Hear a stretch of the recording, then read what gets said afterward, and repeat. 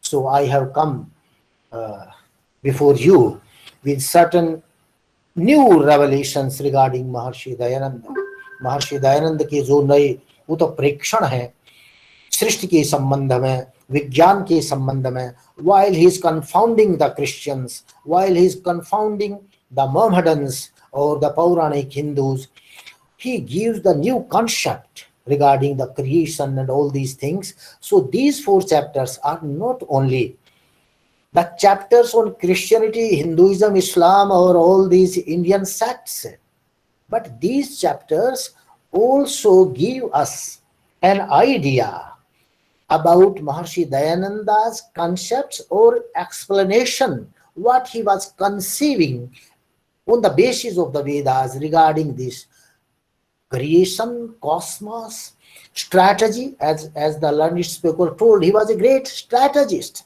It tells you about his strategy and all these things. So these 4 chapters are, it is very important for us to study these chapters, then only the complete view of Maharshi Dayananda will come in the picture. He is not only a reformer, he is not only a scholar, he is the Renaissance Rishi, and he was a great strategist, he was a great statesman during his age.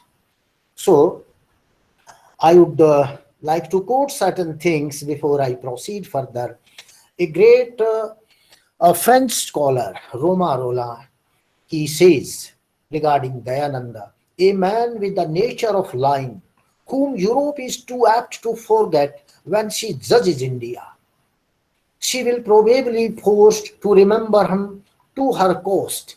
He finds in him a rare combination of a thinker, of action, with a genius of leadership, the great visionary scholar. You just see his all these, Dayananda's all these aspects, they are not, I'm not narrating this, but how the Europeans are thinking about him. Similarly, another great visionary scholar, Davis Andrew Jackson from America, he hurls praises on Dayananda in a very poetic style.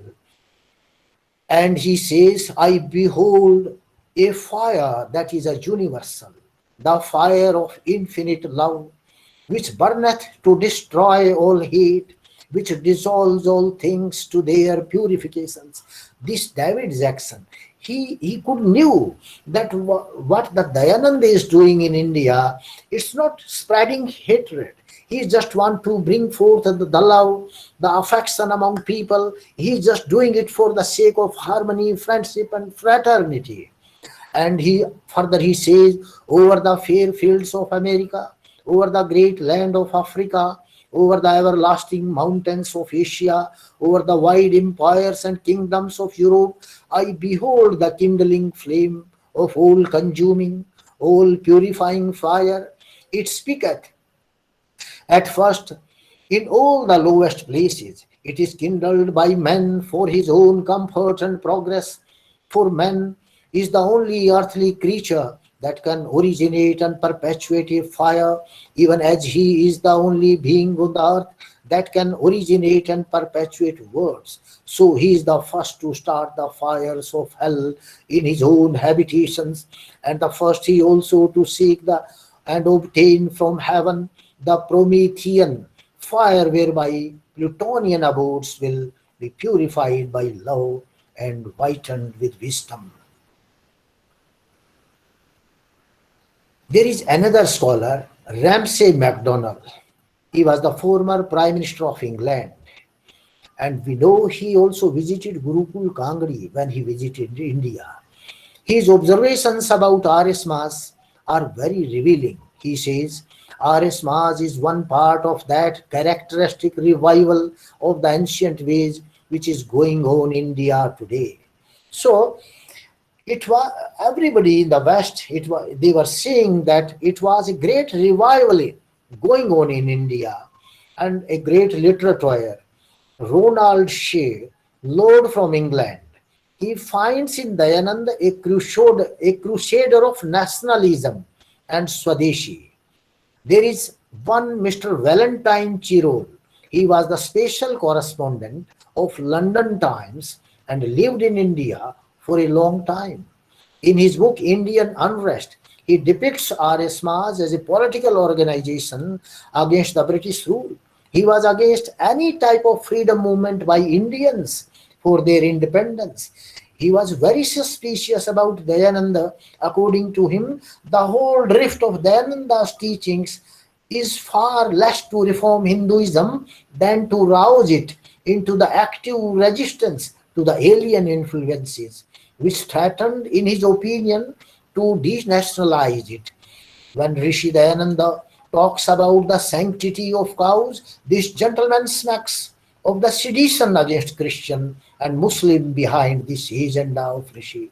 He observes the sanctity of cow is the touchstone of Hindu hostility to both Christian and Mohammedan, and hence the outrageously aggressive tone of Dayananda's writings, wherever he alludes either to Christianity or to Mohammedanism. There is another scholar, James Reed Graham, an American gentleman, credited to have obtained first ever PhD degree in 1943 from the Yale University on his thesis on R.S. Mas, titled R.S. Mas as a Reformation in Hinduism with special reference to caste. Based on his researches, he is forced to call Dayananda as a Luther of India, great reformer and reader. He observes, fearless in his whole life, he faced many situations where his life was in danger and others where his reputation as a religious leader was at stake. He says, alone he faced orthodox Pandits of Banaras. Alone he dared to reprieve kings for their evil doings. In 19th century India was politically and economically dominated by Christians, religiously by Muslims, and culturally by Hindu Pandits. One will find how Rishi Dayanand frustrated the political motives of the British rulers, evangelical agenda of the Christian missionaries and Muslim Maulvis, and exposed the dogmatic Hindu priesthood by virtue of his sharp intellect, indomitable oratory, brave and bold attacks, and formidable spiritual power. There is another scholar, Norman Brown, President, American Institute of Indian Studies, says the second reform movement is the R.S. Mas founded by Dayanand Saraswati. He professed to restore the beliefs, ceremonies, and social instructions of the Vedic people, whose teachers he maintained were acquainted with all modern science and technology have discovered and invented. The conclusion he's supported in his conclusion he is supported by highly subjective interpretation of Vedic passages. He preached cow protection as part of his program. He vigorously combated with Islam and Christianity in India. Only a sole figure is visible in the whole scenario of the 19th century. Everybody was bowing down before their British ruler. And there is one Valentine Chirol, a special correspondent of London Times. He observes, I think I have already quoted him, Harold Coward, director of Calgary Institute of Humanities, Canada. He says Dayananda was always keen to widen his learning and his horizon to other Hindu sects, to Jainism, Buddhism, and finally to Christianity and Islam. But although he educated himself on other religions, other teachings were always ruthlessly tested against the touchstone of Vedic truth. Both Christianity and Islam were active in the areas of India through which Dayananda traveled and taught. This was especially true of his time spent in Punjab. Dayananda met both Christian and Islamic scholars. Whatever Dayananda has written in 13th chapter and 14th chapter in the form of question and answer. In fact, all these things were debated by him with those Christian missionaries and Islamic scholars. And whatever answer he found, he just mentioned all these things with the evidence from their texts. Both Christianity and Islam were active in the areas of India through which Dayananda traveled and taught. This was especially true of his time spent in Punjab. Dayananda met both Christian and Islamic scholars and held long discussions with them. Such meetings were followed up with a private study of Bible and Quran. Then Dayananda had to study all these things. There does not seem to be of any evidence of meeting with Jews or the study of Javish sources. In the introduction of chapter 13 of Satya Prakash, Dayananda dismissed Judaism by saying that his criticism of Christian Bible will hold good of Judaism as well. He also states that Judaism is only the secondary importance when compared with Christianity. In fact, in Calcutta, particularly Swami Dayananda's eyes were opened to the comparative study of religions. There he became better acquainted with Christianity and Islam, where this Keshav Chandra Sen, Ishwar Chandra Vidyasagar, they were all propagating English and Christianity. And even that great Ramakrishna Paramahansa, he was giving them equal importance. He was talking about Quran and Christianity, that their revelations are as good as the revelations of Gita and Puranas or in Veda. And he's told, when I just try to have a darshan of Hazrat Muhammad, I could visualize him. When I try to see Isha, I could visualize him. When I try to see Hanuman, I could visualize him. So he was putting all these religions at a parallel level. And when Swami Dayananda visited Calcutta, there he became bit better acquainted with Christianity and Islam and learned to see Hinduism in the context of these religions. The result was not a weakening of his view of Hinduism, but strengthened affirmation of the superiority of Vedic truth, because there he found that the Hinduism is going to be weakened by these scholars. But what he learned, he tried to strengthen it. He tried to assert its superiority. At Calcutta, and thereafter he shifted his focus from villages. Now he started this British scholar is writing that at Calcutta he shifted his focus from villages, where usually everyone would be a Hindu, to large towns and cities where Christians and Muslims would attend his lectures, because he found in Calcutta the reverse gear was going on. Even the Hindu leaders, they were helping in the Christianization than he thought, because villages, they are the safe grounds. These Christianity and Islam have not reached there, but these cities, big cities, are the breeding grounds. So he transferred his focus to the big cities. Dayananda responded to his wider audience by treating Christianity and Islam in much the same way as he had treated some of the Hindu sects. All were criticized against the touchstone of the Vedas. The thesis presented in this chapter is a very simple one. The claim of Christianity stands or falls with the Bible. The Bible is not the word of God, therefore the Bible is not revelation and Christianity. So Dayananda found that if I am going to topple this superiority of Bible, then everything will be toppled. To prove that Bible is not God's word, several arguments are used. The Bible is not universal, but particularistic and embedded in history. It contains a great number of statements that offend reason by presenting a God who is limited by space and time, temperamental, deceitful, jealous, cruel. It contradicts the essential divine qualities. Because Swami Dayananda highlighted the Bible's God, all these human qualities, contradictions and absurd miracles. It displays a crude ignorance of scientific truth. Moreover, it contains many stories and percepts that are immortal, praising cruelty and deceit and encouraging sin. These are the basic arguments that are exemplified page after page in many texts, Old and New Testaments. So one more scholar, I would like to quote him, American scholar J. Reed Graham. He says that he was a Hindu of Hindus, a patriot in the days before patriotism was in vogue. Just see what he says. He was a patriot in the days when when patriotism did not become vogue. A Hindu nationalist before the Congress was dreamed of. He had dreams of an India purified of her evils and run along the lines of the good of India after the events of 1857. He felt that India did not need outside help to solve her problems. We may find in Swami Dayananda Saraswati a very influential man in molding the history of modern India for his limitations. He need not be blamed. His place in the history of modern India as a purifier of Hinduism, as a challenger of social service, and the challenger of Christianity, Islam, and above all, as the awakener of Hindu nation, Indian nation is secure.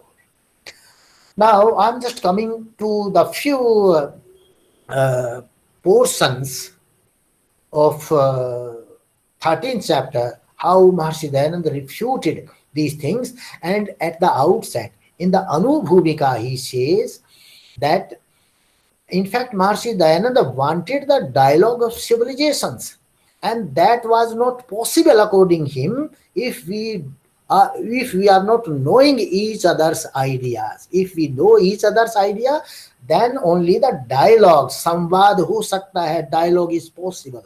The Christian religion is not only one that is based on Bible. There are others as well, such as Jewish religion. The reason why he discussed Christianity and omitted Judaism in the 13th chapter is that nowadays it takes the first place. Maharishi Dayananda says among all religions founded on Bible, whilst the Jewish religion and the like are left in background. Hence, it may be understood that our criticism of the Bible will equally hold good in case of Judaism, etc. The allied religions, which are of secondary importance, compared with Christianity, which is of primary importance. That is why Maharishi Dayananda thus describes or takes up the Christianity in this. And he further says, our criticism is only directed against the Bible, which is believed in by the Christians and Jews alike, and upon which their respective religions are founded.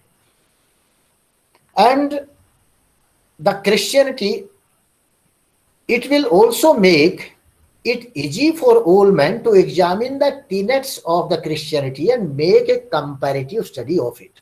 No subject can mutually be discussed if both,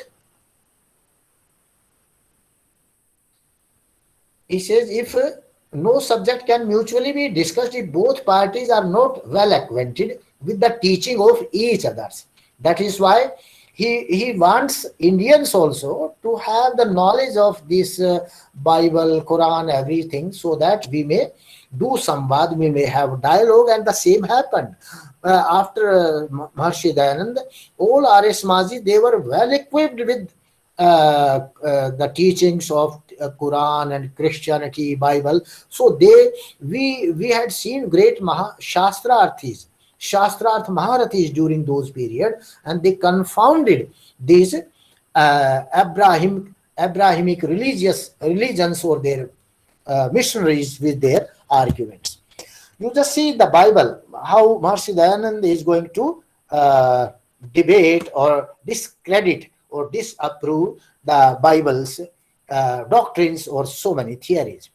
He says, in the beginning God created heaven. It is written in Bible. In the beginning God created heaven. Heaven means space, and the earth.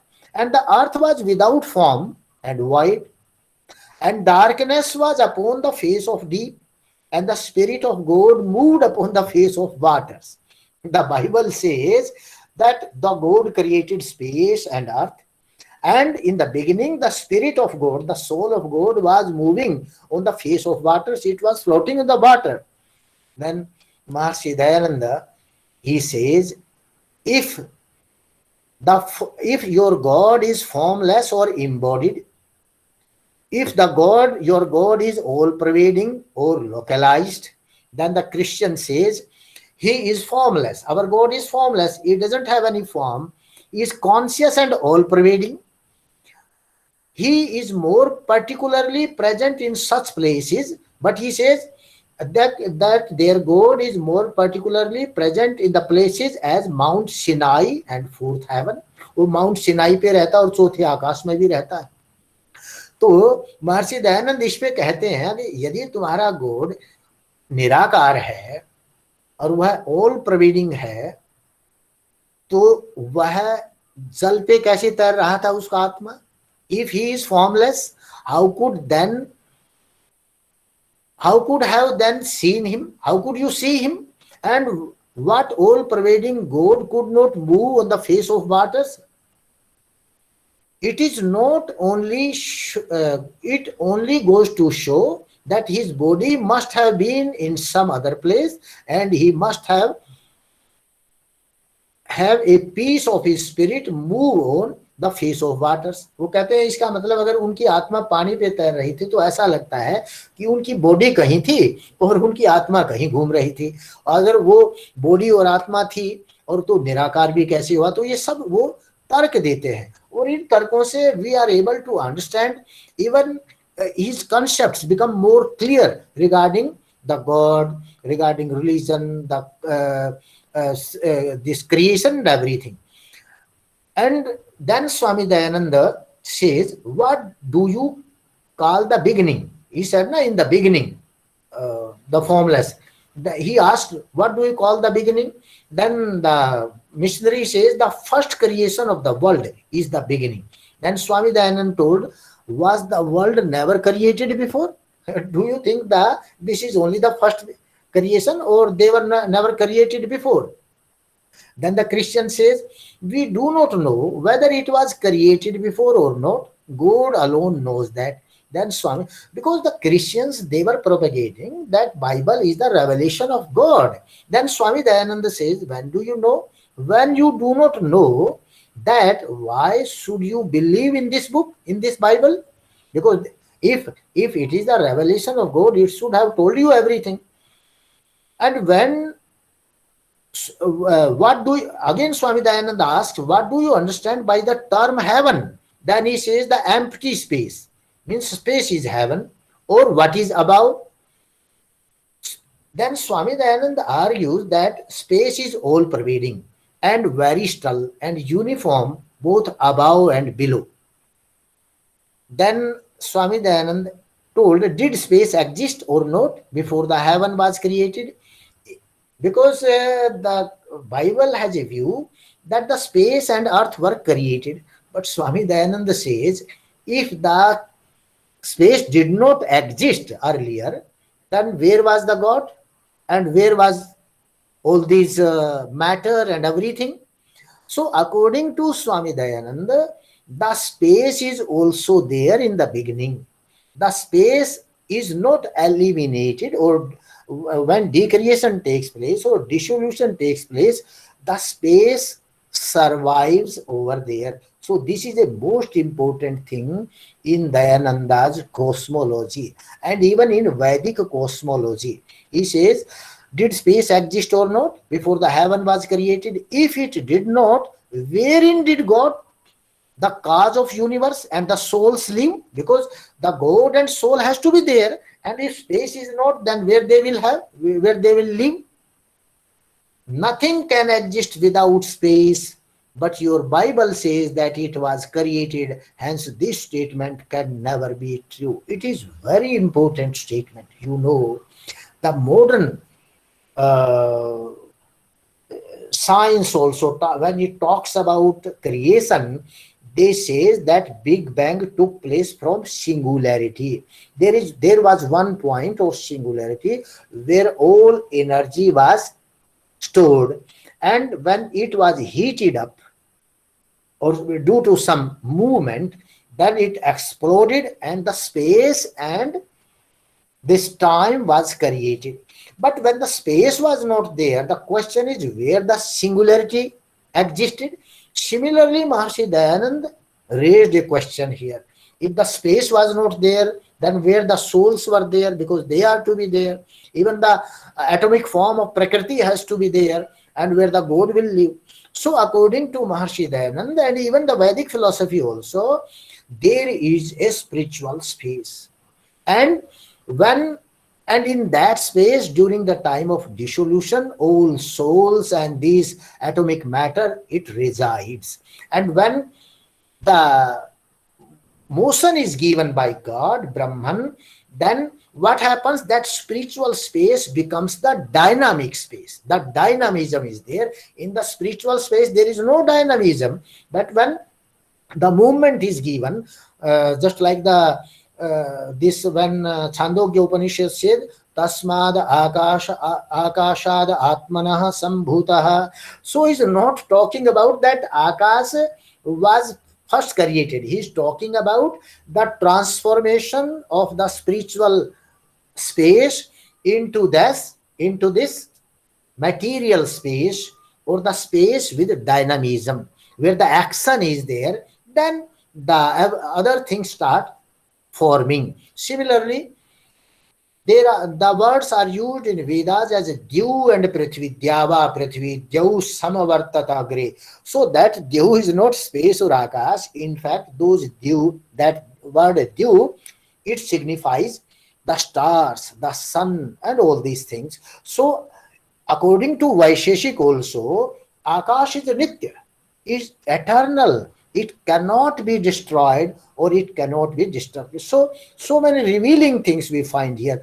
Why is it then recorded here that earth created by God was misshapen? Because he says no, it was uneven, it was misshapen, without form. Then the Christian says the term without form means uneven, means ये जो पृथ्वी थी उस समय ऊंची नीति थी. तो Maharshi Dayanand he says today also the earth is uneven. There somewhere there are mountains, other where we see these oceans. Then Christians say, and God, so he just refuting their arguments this way, and this is how he was just eliminating the superiority of Bible and superiority of the Christian religion. Swami Dayananda asked, is it now uneven? Hence, these books can never be the work of God. But still, it is uneven. So, how can this book be the work of God? Then the Christian says, and God said, let there be light. And there was light. In the Bible, it is said, let there be light, and there was light. And God saw the light, that it was good. And God divided the light from the darkness. Then Swami Dayananda says, was the material light available to hear with the God? Because Swami, you just see his scientific knowledge. This light is the material thing. He calls it a jad. Jad means made of matter. It's not some spiritual thing. Swami Dayananda says, when the light is a material thing made of matter, then how can the God hear it, or it can hear the voice of the God? If so, why cannot sun, the lamp, and the light of the fire hear us? If the light has some chetana or consciousness, then the light of lamp and this sun and fire, it may also hear us. Otherwise, the light is made of matter and therefore cannot hear anyone. Did God only, after he had seen the light, know that the light was good? Means light, he's also arguing that before light was not there, God never seen the light, you mean to say? Then how your God can be all-knowing? It is not possible. He did not know it before. In that case, he could not have been the God. As the Bible is not the revelation of word of God, nor is the God mentioned in it is the real God. In Bible, there is another sentence, and God said, let there be firmament in the midst of waters. Let there be space in the midst of waters. And God made the space from the waters, which were the above firmament, and it was so. And God called the firmament heaven, and the evening and the morning were the second day. Then Swami Dayananda says, did space or firmament and waters also hear what the God said? Had there been no space in the water, where would it have existed? If there is no space, then the water cannot exist. He says, Swami Dayananda says, if space was not there, then how the waters existed? So it's all means childish thing. Even a student may understand that without space, the water cannot exist. Authors of these books, it seems that they were not having even the basic understanding of the things. I think even an illiterate R.S. Maji may have more knowledge than the entire contents of the Bible. Just like Macaulay says that the entire knowledge of Indian scriptures, it is quite less than a shelf full of books. Similarly, we can say that the entire contents of the Bible, they are not, they are even inferior to, to the knowledge of a simple illiterate R.S. Maji. I can say it. Then in Bible it is said, God said, let us make man in our own image. God says, let us make man in our own image, after our likeness. So God created man in his own image. Swami Dayananda says, if God made man in his own image, why is not man then all holy, all knowledge, all bliss? Then man should have inherited the characteristic of God, like God in nature. This shows that man was not made in the image of God. Then further the Bible says nothing but God existed before the beginning of creation. But because according to the Veda, there are the three things exist: the soul exists, the Prakriti exists. Then Swami Dayananda says, where did this world came from? If the God only existed, where did this world came from? Just like the Advaitis. Is the power of God a dravya or a guna? Because if the God will create this universe, he will have some power. Shakti will be there. And if the power of the God is in a dravya, is in the prakriti or in the form of some attribute, and Dayananda further argues, if it is dravya, if the power of God is in the dravya, there was then something besides God. Then only God did not exist, but something else was also there before the creation of the world. That is, Prakriti also exists. And on the other hand, if it be an attribute, the God's power is only its attribute, God's attribute is his power, then Swami Dayananda says, no substance can come out of an attribute. No substance can come out of an attribute. कोई भी पदार्थ किसी गुण से उत्पन्न नहीं हो सकता है. As for instance, fire cannot proceed from रूप. किसी रूप से अग्नि उत्पन्न नहीं हो सकती है और रस से पानी उत्पन्न नहीं हो सकता है. In Bible it is written, and the Lord God formed man of the dust of the ground. another very absurd idea. The Lord God formed the man of the dust, man from the dust of the ground, and breathed into his nostrils the breath of life, and man became a living soul. Swami Dayananda says, since God formed Adam of the dust of the ground, he was not made in the image of God. Otherwise, God also must have been made of the dust. Because God was in the image, the man was created in the image of God. And if the man was created from the dust, then the God would have also come out of dust. Means the Brahman will come out of the matter itself. So it is the matter and there is no consciousness. In Bible, it is again said, and the Lord God caused a deep sleep to fall upon Adam, and he slept, and he took one of his ribs and closed up the flesh instead thereof, and the rib which the Lord God had taken from man made a woman and brought her into the man. Swami Dayananda says, when God made man out of dust, why did he not made his wife out of the same material? यदि व्यक्ति को धूल से बनाया है तो औरत को भी भगवान धूल से बना सकता था. If the woman was made of one rib taken out of man, अगर मनुष्य की एक पसली निकाल के औरत को बना दिया तो जो आदमी था कहते हैं उसकी एक पसली कम होनी चाहिए थी और औरत को केवल एक ही पसली होनी चाहिए थी. तो the women should have only one rib.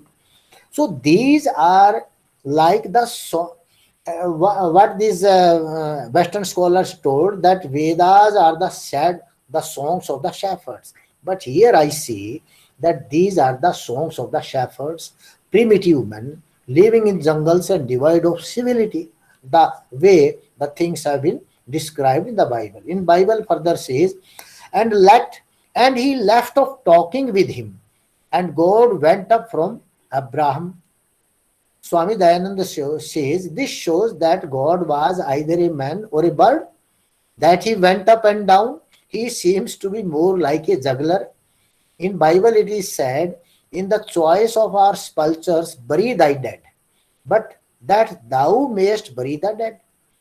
Swami Dayananda says the burial of dead is highly injurious to the health of the inhabitants of the areas, because decomposition of dead bodies sets in and pollutes the air or the earth, which in its turn gives rise to the disease. Then the arguer says, the Christian says, it is not good to cremate those whom we love, while the burial of the dead is like laying them down to sleep. Hence, this mode of disposal of the dead is good. So it is. He says it's not good to cremate those whom we love. Then Swami Dayananda says, if you love your dead, why don't you keep them in the house? Why do you even bury them? So this was the way of argument. Even cremation gives rise to the foul smell. Then Swami Dayananda says, because the argument was done, that in cremation also the foul smell is emitted. Then Swami Dayananda says, yes, a little, if cremation be not conducted properly, but nothing compared with what takes place in other methods, just like burial and other things. In Bible, there is at another place it says that Jacob rose up early in the morning and took the stone that had put for his pillows and set it up for a pillar and poured oil upon the top of it, and he called the name of that place Bethel, and this stone which I have set for pillar shall be the God's house. So see, clearly it is stated that this stone will be the house of the gods. Then Swami Dayananda quickly he responds, did not they act like savages in worshipping stones and causing others to do the same? Now this place is called the Holy Bethel by Mohammedans. Is that stone alone the house of God? And does he reside in that stone alone? Bravo Christians, you are the indeed great idolaters. He's just pointing out to them that you are also the idolaters, not only Hindus. In Bible, it says, and God remembered Rachel, and God hearkened to her, and opened her womb, and she conceived, and bore a son. The God hath taken away my reproach. Swami Dayananda says, well done, O Christians, Christian God, you are indeed a great surgeon. What were the instruments or medicines with which you opened the woman's womb? Or was this all done blindly? So this is how he argues, and he dismantles the superiority or the hegemony of the church. By that time, it was established by the Christian missionaries with the help of the Indian intellectuals. In Exodus also, I will give one or two examples.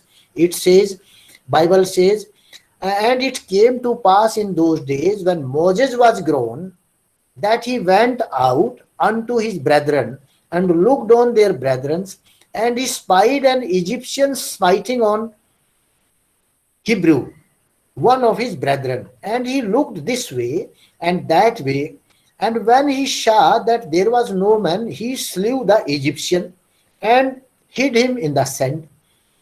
And when he went out the second day, behold, two men of the Hebrews strove together. I mean, he is talking about some fighting between Hebrews and all these things.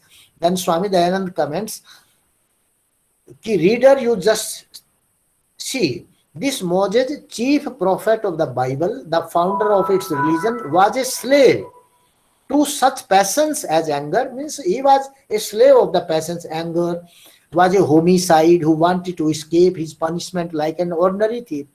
As he concealed his crime, he must have been in the habit of telling lies.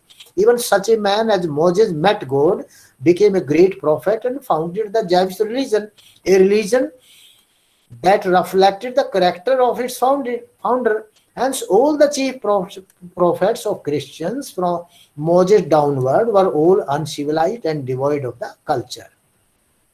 So this is how I have given certain the numbers also there, and similarly the Gospel of Mark, he has highlighted all these things. But I, instead of quoting all these things, and now I think our time is going to over, I would like to say that under British rule, Christians had established supremacy of Christianity. That is why all the social reformers, right from Raja Ram Mohan Roy and Ishwara Chandra Vidyasagar or Keshav Chandra Sen of Bengal up to the Pandits of Banaras, were singing the songs of praise for Britishers and English language.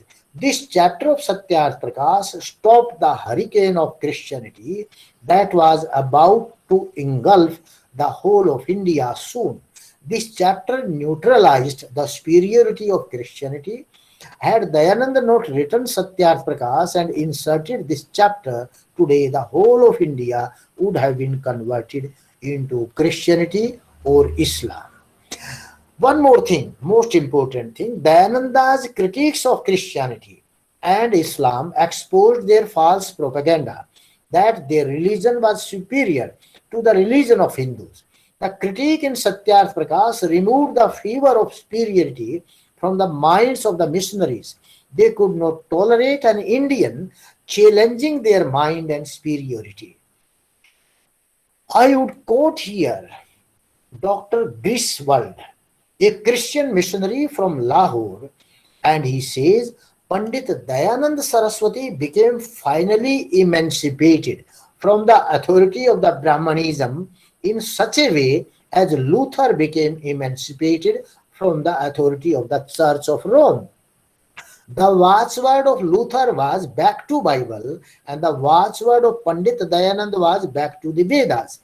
With the religious watchword, another watchword was implicitly, if not explicitly, combined. He says, in this watchword, back to the Vedas, another watchword was also combined, namely India for the Indians.